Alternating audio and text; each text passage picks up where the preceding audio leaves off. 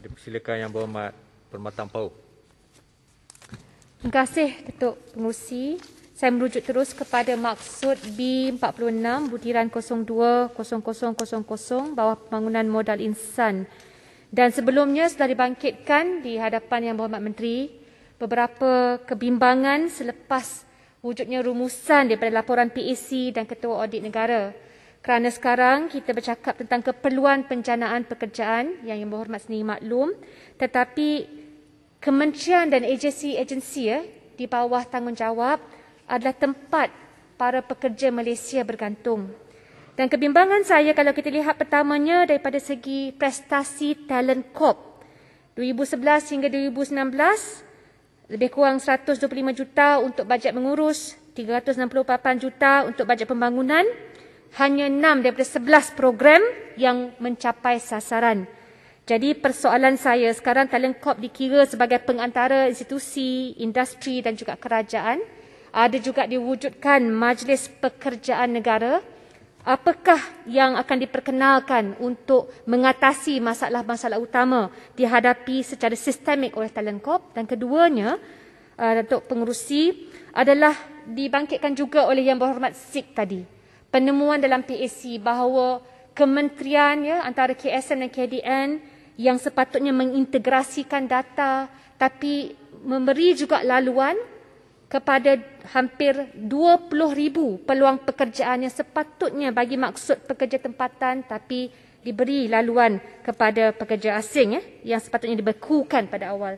Jadi langkah-langkah ini penting supaya target 500,000 peluang pekerjaan baru mampu diwujudkan dengan menepati sasaran pekerja dan kemahuan dan juga keupayaan mereka. Kedua, Datuk Pengerusi, saya juga ingin bertanya di bawah maksud dan butiran yang sama. Sebelum ini Yang Berhormat Menteri menyatakan kesediaan untuk membantu melebarkan jaringan sosial keselamatan, social coverage. Ada permohonan menerusi carian dan kajian The Centre. Kemahuan daripada pekerja gig sendiri. Pekerja gig ini pelbagai, bukan hanya food delivery workers. Mereka minta kalau boleh bentuk caruman diberi lebih fleksibel, sama ada harian atau mingguan, dan mengambil kira bagaimana adakah golongan-golongan contohnya yang tidak mempunyai tahap penguasaan bahasa Inggeris yang baik, mempunyai latar belakang keluarga, pendapatan, pendidikan yang berlainan. Bagaimanakah kerajaan dapat menyasari hubung kait kerana mereka menyatakan menerusi survei dan maklum balas yang sama, mereka seolah-olah tidak tahu mana mahu mendapatkan bantuan dan juga latihan daripada pihak kerajaan. Jadi semua yang diminta oleh YB Kelang tadi pun penting supaya kita boleh tahu secara menyeluruh dan terperinci program latihan mana yang diterima ataupun yang mendapat peluang pekerja yang setimpalnya.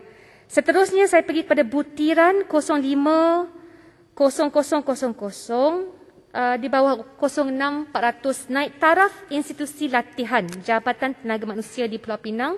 Saya hanya minta Menteri kalau boleh menyatakan status projek memandangkan perbelanjaan 1.3 juta ringgit, dan di Pulau Pinang kita merekodkan begitu banyak syarikat dan juga entiti swasta yang terpaksa gulung tikar dan akhirnya pekerja hilang peluang untuk bekerja dalam tempoh COVID ini.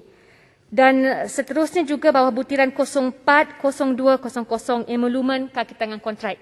Saya tak perlu ulang, banyak kali disebut, dan sekarang ini hanya ingin mengingatkan lagi saranan jaringan pekerja kontrak kerajaan.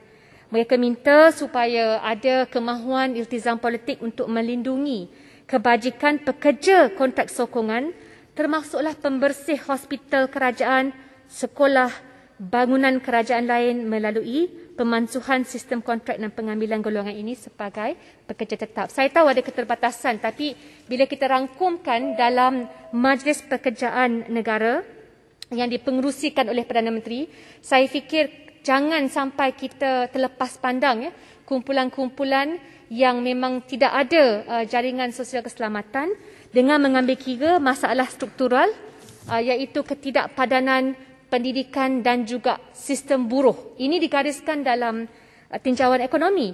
Hanya saya simpulkan bila ada kelompongan itu wujud menerusi kepincangan sebagaimana didedahkan dalam laporan PAC dan juga audit, apakah langkah kementerian untuk menanganinya? Terima kasih, Datuk Pengerusi. Terima kasih Yang Berhormat.